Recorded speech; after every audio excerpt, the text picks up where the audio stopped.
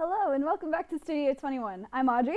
And I'm Zane. In today's episode, we'll be discussing the retirement of a prominent YouTube creator who helped shape YouTube culture to what it is today, and later a review of a documentary about game developer Hideo Kojima, as well as one of the games he created, Death Stranding.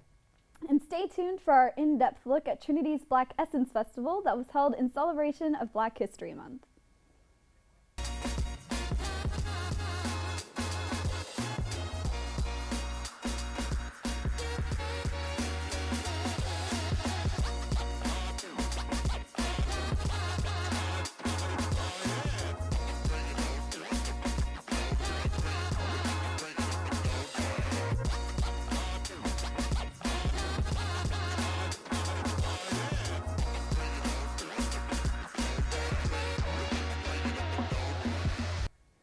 Hello everyone and welcome to this week's Gossip Guru. I'm Audrey. And I'm Zane. This week we're talking about a YouTuber who has decided to step away from the platform. There's a few different YouTubers I can think of, but of course Matthew Patrick, or MatPat from The Game Theorist, is who everyone has been talking about. The Game Theorist, also known as Game Theory, is a YouTube channel created by MatPat in August of 2009. The videos focus on understanding the deeper lore and backgrounds in video game stories. MatPat is somewhat infamous for his theories, as some of them can be very out there, to say the least. One of his most infamous videos asks the question of if Sans from Undertale is secretly Ness from Earthbound. You say infamous like he isn't one of the most loved YouTubers on the platform. Some people even call him the dad of the internet because he has been on YouTube for 15 years and has made videos giving advice on the current climate of YouTube. Also, this same man gave a copy of Undertale to the Pope in 2016 to represent choosing peace over violence. Yeah, he's a cultural icon, to be honest. That's why when he announced that he would be leaving The Game Theorists and other channels he has made, the entire YouTube community was shocked. He's not actually leaving it, though. But he is leaving the audience. On January 9th, The Game Theorist uploaded a video called Goodbye Internet. In it, he talks about his reasons for leaving the channel and what he will do after. He's leaving because he feels like the channel is currently in its prime and wants to leave on a good note. He also talks about how much time being a host for all the channels is taken, and then he wants to spend more of his time with his son. He still plans to run Game Theory and all of its sister channels, but he will no longer be the talking head on all of them. I'm glad he's going to take a step back and balance his workload, although the entire community will miss him. I know I will. I feel like I've grown up on his videos. Anyways, his last video on Game Theory will be March 9th, and each video until then has a countdown of how many episodes with him remain. But that's all for this week's Gossip Guru. I'm Audrey. And I'm Zane. Thanks for tuning in, and please enjoy the music video of the week.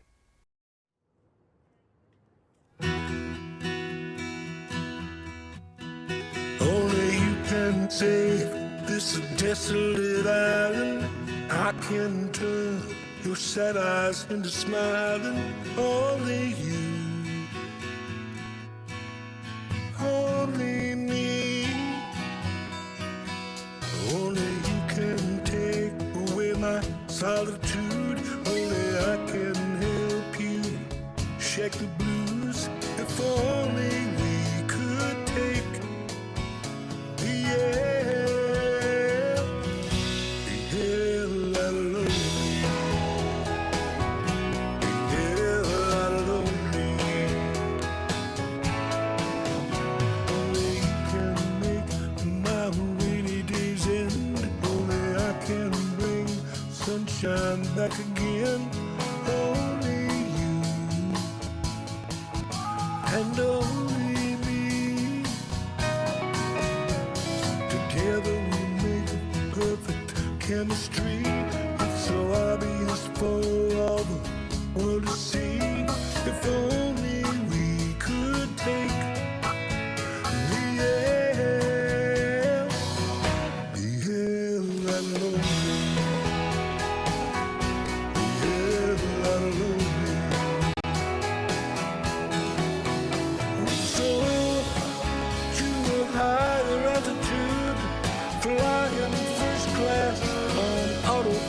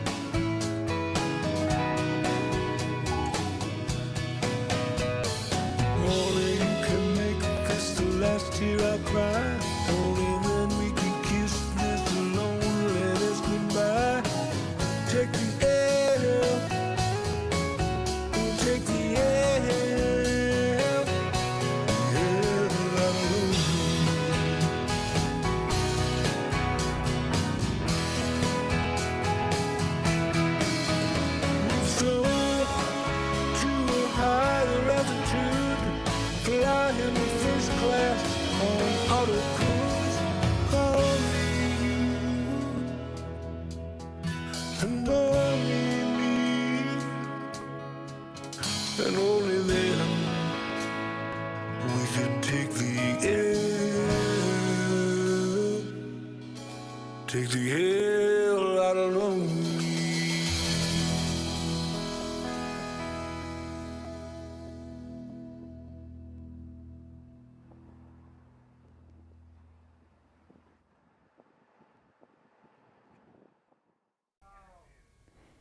So next we're going to be talking about campus celebrities, and the main one we're going to be talking about today is Orange Guy. Do you know his name? Yeah, his name's James. I had a class with him like freshman year, and I have a class with him now, so I at least know his name. I've got that down pat. Awesome. At least I hope. Okay. I mean, you've obviously met him, but you like, what does he do around campus? Be orange. I mean, I assume he does like normal student stuff. He probably goes to classes, or at least he goes to the one that I have with him. I assume he eats around campus. I mean, the picture seems to indicate as much. Like, Yeah. I don't know if he does anything like in particular. Yeah, he recently dyed his hair. That was honestly wild. Yeah, to me. I mean, it's like a unfathomable commitment to the whole orange idea. Yeah, I respect that Yeah. so much. Have you met him? Not actually, but Gotcha. I've seen him across campus. I mean, a who bit like a hasn't? cryptid, you know. Yeah, no. Yeah, I just assume that he's up to normal stuff. I'm not like actively stalking him or anything, and have no really intention of doing that any sort of thing anytime soon. So I'm gonna I would hope you're not I'm stalking gonna him. reserve judgment on his day-to-day activities to what I assume most people do. All right. I mean, there's the whole orange thing. So, do you think you would dress up in like the opposite color just to? Would you dye your hair to like green or purple? I mean, maybe not to oppose him. That seems a bit harsh. Like, he's not my enemy or anything. Like, You I also don't go have a to problem with battle, him. But yeah. like, I mean, maybe for fun, just to like, I don't know. Like, I've done like weird costumes in my life. I've like shaved my head bald on a whim or whatever. Like, I could dye my hair. I don't plan on it, but like I could do Well, you it. can't just dye your hair. You gotta go for the whole outfit. Well, sure. Like, if I were to dye my hair a certain color, I could like base my entire like wardrobe and aesthetic around the color, I guess. But you know, no plans on doing that anytime in the future. Me personally. How about you? No. Okay. I haven't thought that far. I feel like I've got other things to worry about this semester. Yeah, that sounds fair. I mean, if I had to, probably green or purple or something. I like those colors a lot. All right. Well, that's all we have to say on Orange Guy, our campus celebrity. Next, we'll be talking about SA fines. At Classic Rock Coffee, the vibe brings people in, and the high-end coffee and various eats bring people back. Today, Classic Rock Coffee has franchised in 8 countries.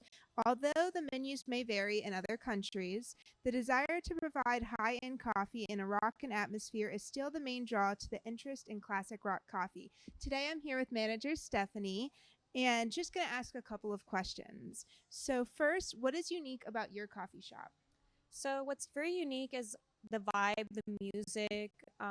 Clearly, most coffee shops, it's very down to earth, very simple and relaxing. And our vibe is when you walk in, you feel like a totally different vibe. And that's what I wanted to bring here to San Antonio, another vibe, and for everyone to enjoy the music while they're enjoying some good coffee. Yeah, okay, so Classic Rock Coffee was sort of born out of this idea, obviously like a love for classic rock and a love for coffee, but something that the founder sort of noticed early on is like you go into coffee shops and they all kind of seem like libraries, they all have this kind of chill vibe, but coffee is a stimulant, right? And so it was like, we wanted to sort of create an environment that was also equally stimulating. And so Classic Rock Coffee differs from other shops because of that sort of high energy. And that, it's just sort of, you come in here and the music's a little bit louder. It's rockin' music, So yeah, that's essentially what sort of birthed the idea. Good name. Makes sense. Yeah. Okay, and then can you talk a little bit about the inspiration behind some of the uniquely named menu items? Of course. Like Raspberry Beret and Cinnamon Girl. Yeah, so all of the majority of our drinks and our brews have names that are inspired by famous classic rock songs. So you mentioned Cinnamon Girl. Yep. Classic Neil Young song. Any Neil Young fans out there? I gravitate towards that. Raspberry Beret, of course, is Prince, sort of Okay. the king of pop music. You know, that's arguable. Some say Michael Jackson. I'm a Prince man because he had a Okay. guitar. Eh, So yeah, awesome. And then what do you like most about your job? the best thing about working in coffee is free coffee. Nice. That's why I like working in the food business. Absolutely. Okay. Thank you, Nick. Thank you. And then one of your breakfast items has the name War Pig. Can you tell me more? So that's one of our most popular sandwiches. Obviously, some of the food items and coffees we name it after songs. So the War Pig has the ciabatta bread with any specific cheese, and it has bacon and ham and fried eggs. So yeah, it's pretty good. Delicious. Okay, and then which menu item is your favorite? Ooh, okay. I have a few. My two top favorites is the Freebird sandwich Okay. and the breakfast flatbread. Those are my two Both favorites. sound delicious, and they have served breakfast all day here, which is awesome. Okay, and then last question, where do you see the future of your company going or business? Well, hopefully, we open maybe 2 or 3 more stores here in San Antonio and Great. other areas and locations. So we'll see how that goes. But as of right now, we're going to focus on this one, and our main focus is customer service. I like that. Okay, thank you, Stephanie. Thank you. Hello, everyone, and welcome to this week's episode of Release Date. I'm Zane Clow. And I'm Audrey Post. First up today, we'll be talking about a recently released documentary about my favorite video game director called Hideo Kojima, Connecting Worlds. Hideo Kojima Connecting Worlds is a documentary that was released last Friday on Disney Plus and Hulu and follows the famed game developer as he works on what is now his most recent game, Death Stranding.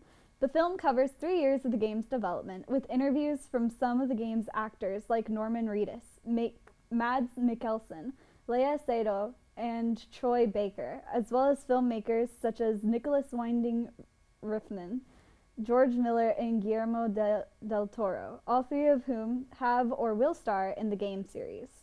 Now, I adore Hideo Kojima's games, as I'm sure is no surprise to anyone at this point. Metal Gear is like my favorite thing ever, and he's the creator of all the major installments. Even though it took me a while to get around to it, I rushed through Death Stranding in preparation for this documentary, and I don't regret it. Now, the documentary itself isn't anything special. It's pretty standard in most regards. There are, however, some cool bits that are shot in 16mm film, which is neat, as well as animated portions showing Kojima's childhood, which I thought were fun. The editing can be a bit questionable at times, with there being a bunch of weird, rapid fade-to-blacks every time there's a transition to a new time or place that's so sudden it makes you think they're cutting to a commercial, even though it's a streaming service original. All the technical bits aside, the main draw of this documentary to me is getting to see the creative process of Hideo Kojima.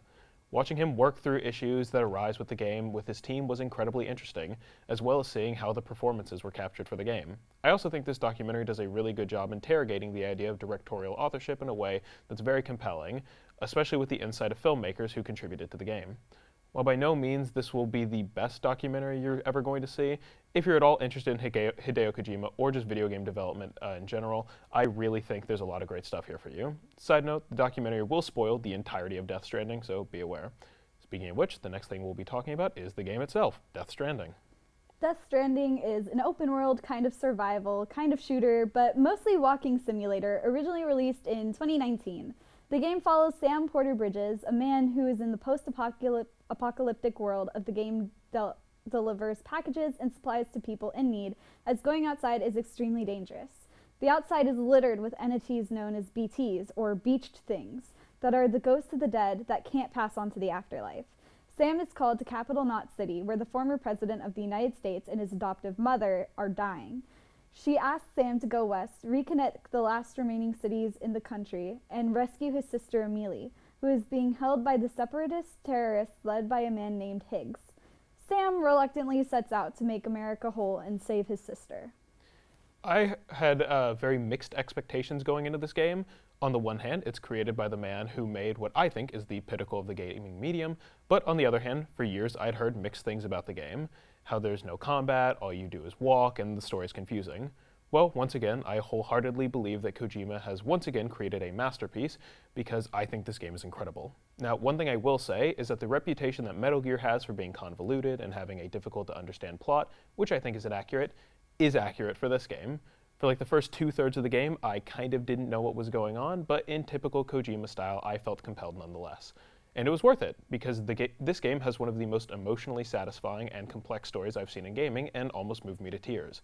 As for the gameplay, I was blown away by it. The video game medium is largely comprised of games with a lot of action, shooting, and violence, which I'll admit I think is very fun. However, this game is different. You spend most of the game walking from delivery point to delivery point, mapping routes and building constructs to aid other players. This departure from the norm, I think, is genius.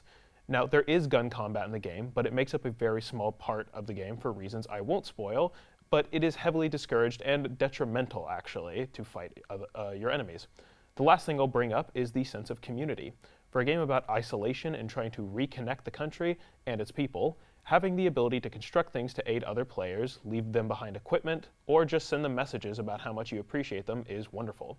The last delivery of this game took me over an hour and is one of the most difficult and stressful experiences I've had in a game. But even though I couldn't see them, I knew there were other players there with me, leaving me vehicles and gear as I went along to help me get through it. It was so moving and inspired so much hope for the human race with me. In me, it might sound silly to say, but it is sincerely one of the most profound experiences I've had with any media ever. I can't recommend you play this game enough, especially the director's version, which adds in a bunch of fun new items. That's all we have for release date. I'm Zane. And I'm Audrey. Thanks for watching, and please enjoy our showcase of the Black Essence Festival that was hosted last Friday. Hello, I'm Colin Johnson with Studio 21, and today I'm going to be showcasing the Black Essence Festival here on Trinity University's Prassel Lawn. The Black Essence Festival is run by Trinity's own Black Student Union and features the arts and culture of African American lives, and I'm so excited to showcase it today. So here I've got with me April, who is the Vice President of the Black Student Union. So April, what kind of work do you do with the Black Student Union? So I do a little bit of everything from planning events like this, coordinating our fundraisers. Me and Jasmine, who's the president, work very closely together just to make sure that everything runs smoothly, and helping out the rest of our e-board and BSU as a whole. I'm really excited for our DJ, Azariah Strong. Really excited to have him here. I think it's going to be great. I'm also really excited for the food. We have a lot of good food here today. So yeah. So I have with me here Jasmine, who is the president of the Black Student Union. Jasmine, what kind of roles and duties do you have as the president? So as the president, I'm more so in charge of the small committees that we created as far as the informative stations, the DJ, getting game stations, all of that sorted, as well as making sure everybody gets here on time, the help, all of those things, be here for stage setup, being here for chairs, tables, all of those things. So yeah. I'm excited for the music when we get to the line dances and things of that nature. We have a couple people said some poetry and other people singing. So I'm excited for that portion of the festival. The Black Essence Festival, I started it 3 years ago. This is our 3rd annual, so I'm very proud of this event. This event is very dear to my heart. We are finally in the location that we wanted. It's actually starting to look the way that we imagined it 3 years ago. So we're very proud of this event. Hi, I'm here with Justin Johnson. Justin, do you mind telling us what kind of food you're serving here? I'm serving beignets for Nola's Beignets. That's awesome. And what made you decide to choose beignets as the dish that you're serving? I think it has a lot of cultural ties, especially like New Orleans dessert that's really popular there. All right, so I'm trying a beignet, which is a traditional food from New Orleans, Louisiana. So it is just basically some fried bread with some sugar on it. So let me try it.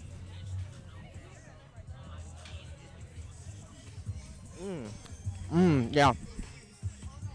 It tastes a lot like a sugar donut. That's really good. I love the texture too. It's like you bite into it and it's nice and gooey and warm. And that sugar just kind of like accentuates that sweet feeling.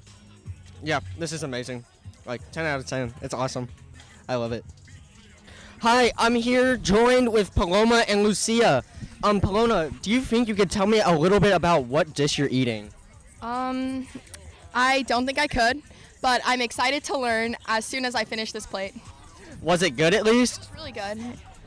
What about you, Lucia? Could you tell me a little bit about the dish you chose?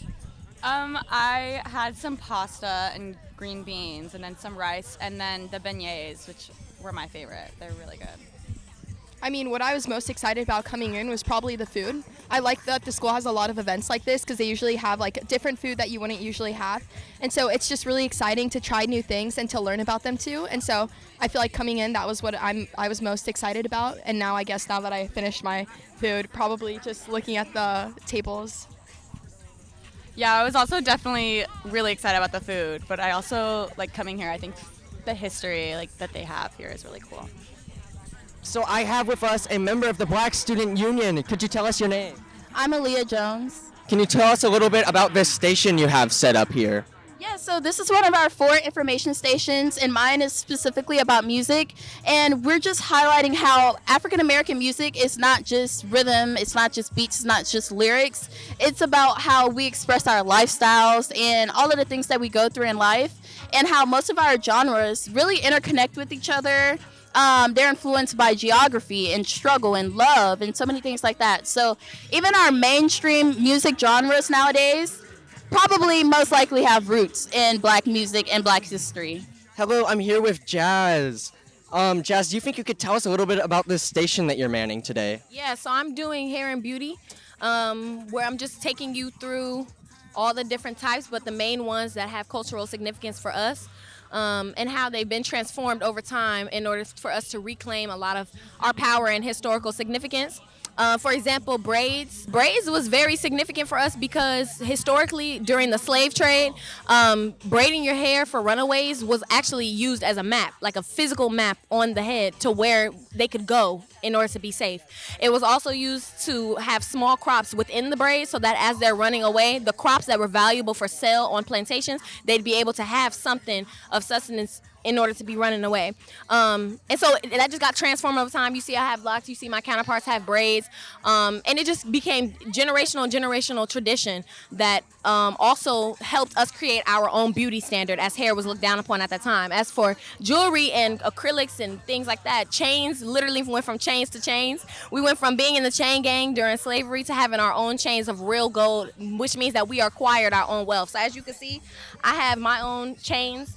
I have at least 2 to 3 on at a time. I don't have my rings on today, but they're real gold. And it's a staple as part of our culture because it's transforming the power of being locked up literally and confined in a chain to having our own and wearing them proudly as to say, you know, an FU to the establishment, essentially. Once we were able to acquire wealth and get chains and things like that, we moved to grills, rings, acrylic, everything in the book. And it was just a way of reclaiming our power and showing that we have style too, and we create our own beauty standards and we're not coming out the park. Here I'm joined with Maddie. Maddie, could you tell us a little bit about your station that you have set up here? Of course. So this is the civil rights section. Basically, we're just talking about political theory and Black, really infamous political theorists, civil rights leaders, and kind of highlighting the importance of, on the outside, most recent ones, and on the inside, ones we need to remember. I can give you an example. Nicole Hannah-Jones right there. She's the creator of the 1619 Project, which basically gives a new perspective on how we teach history in a Black perspective, basically combating the idea that history can only be told through one narrative, which is the supremacist narrative, and giving a new language to how we can talk about history through the Black context, and giving Black children a new perspective on how to look at history and how to see Black people and recognize that history is more than just one type of narrative, essentially. But yeah, every person on here has some really important political relevance to how we see politics today when it comes to civil rights. And in the middle, you see a lot of people who frame the way for what we see Black political theory as today. That's awesome. Which one of these historical figures would you say you look up to the most? The most? I would have to say... Oh, that's a really hard question. I don't know. Well, not me an individual, but a group of people, the Cohambie River Collective, which is basically a group of feminists in the second wave feminist movement that discuss what it's like to be a Black feminist and kind of redefined how we see Black women in political theory and separated us and kind of introduced the idea of intersectionality that's introduced by Kimberly Crenshaw, that we need to see Black women and Black individuals in general as Black and women, as Black and men, to understand the nuances of our lives. So here I'm joined with Shay. Hello, Shay. Could you tell us a little bit about this station that you're manning today? Yeah, so this is the Afro-Cobra movement. It basically emerged from the Black Arts movement, and it was from about 1965 to 1975, and it basically just emphasized like political activism. It celebrates the struggle, or it celebrates Black culture, and it emphasizes the struggles of just Black people and like their journey through everything. Here you have Afro-Cobra, which it stands for the African Commune of Bad Relevant Artists, and it emerged from the the south side of Chicago. So as you can see here, we have like a bunch of art. We have stuff from Barbara Jones. She was like the main founder of the Afro-Cobra movement. We have Wadsworth Jarrell, and as you can see in the middle picture, that's actually a picture of Angela Davis, which I thought was kind of cool. And yeah, so there are about 5 artists within the Afro-Cobra movement that kind of emerge and spread their message to like the greater area of the world. And that's just a little bit about it.